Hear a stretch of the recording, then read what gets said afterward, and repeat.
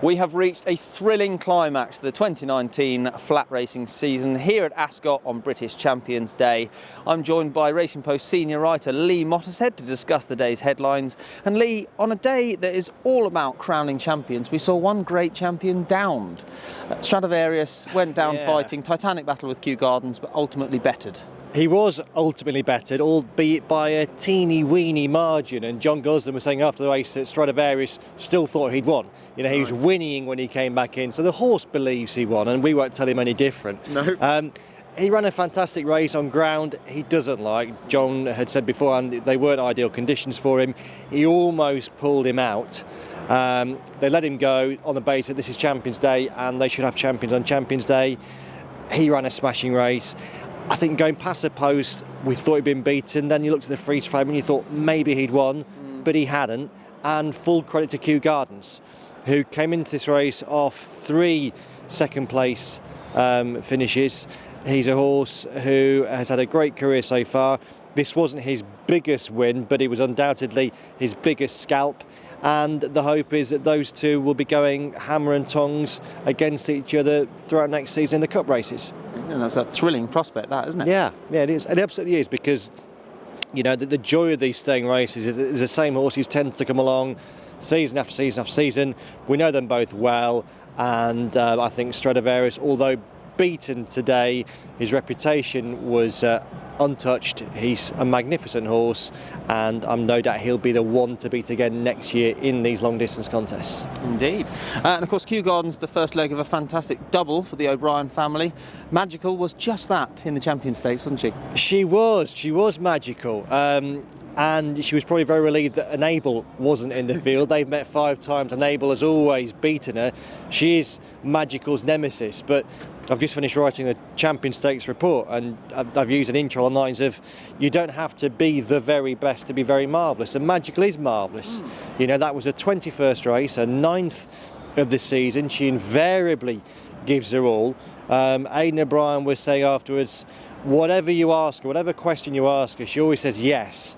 You know, she's the girl who can't say no. She just loves to give. She's a tremendous worker.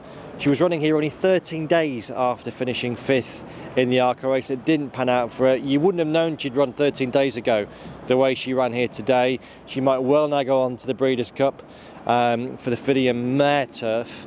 And if she does go there again, she'll no doubt run a race again.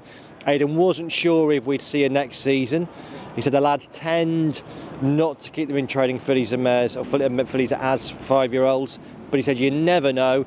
And of course the lads will be in a particularly good frame of mind tonight, because not only did they win those 2 races, they also part-own Yes Yes Yes, who'd won the Everest in the morning our time and banked £3.645 million in prize money. So again, as I've just written, you're still unlikely to see the lads in a travel lodge anytime soon. Oh, to be a pound behind there, mate. Or you know, 2, 3, 4 or 5 pounds behind them, I'd be very happy indeed. Indeed. Another man who will go home happy today, I'm sure, is Frankie Dettori. It wasn't to be with Stradivarius, but it was to be with Starcatch. A very brave performance from her, but his 250th Group 1 win, and it caps a marvellous season for him. It does, and you know, the first Group 1 win came 29 years ago at Ascot on the QE2 card. And in those days the QE2 was run towards the back of September, but he won the QE2 on mark of distinction. 29 years on, he's reached 250. 35 minutes before he reached 250, he'd just been edged out by a Ballydoyle horse in the Long Distance Cup. On this occasion, you could sort of almost hear him saying, not this time you don't, because he edged out a Ballydoyle horse. Starcatcher was supremely game. I thought she looked beaten a furlong out by Delphinia and Sun Maiden, but she forced her way through. She threaded her way through the eye of a needle to win that race. She stays in training next season. Frankie's up to 18 Group or Grade 1 wins this year, and with America, Australia, Japan, Hong Kong still to come, there's got to be a fair chance that his year won't end on 18, although if it does, he's not had a bad one. No, not bad at all. No. What else has stood out for you today, Lee? So of course we had two other Group 1s we've not spoken about yet. The QE2 is traditionally billed the Mile Championship of Europe. The milers haven't been a vintage bunch this season, but we might well have potentially saved the best for last, because I thought King of Change was really impressive winning this race, and capped off to Richard Hannon, because he kept him off the track after he finished second in the 2000 Guineas until a listed race at Sandown in early autumn. He was confident that quick ground wasn't what this horse wanted. Certainly didn't get quick ground today. He revelled in the mud and won, I thought, really convincingly against a big field under Sean Levy, who has had a marvellous couple of years for Richard Hannon. He's been a real key worker for so long in that Hannon camp. Sometimes when a Group 1 has come along, he's been passed over for a bigger name jockey, but he showed on Bilston Brook and on this lad that he needn't be passed over for anybody.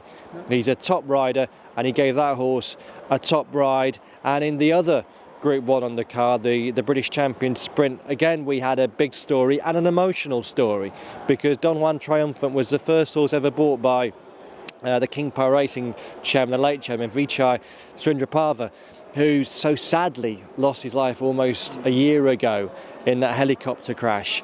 He was the first horse to say that Andrew Balding had bought for King Power.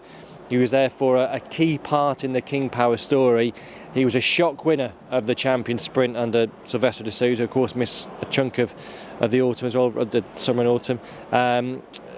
Andrew, not surprisingly, said this meant an awful lot. That horse now goes off to stud, and has done so as the first Group 1 winner owned by King Power Racing. So for Frankie it's 250, for King Power it's number 1, and as I say, it's a certainty that both will be adding to those tallies. Thank you very much for that, Lee. Pleasure. Thus concludes the British Championship season on the flat, and of course we've got lots to look forward to over jumps. And on the Racing Post app we have a week where we have some free exclusive content, tips and offers. So don't forget to download the free Racing Post app.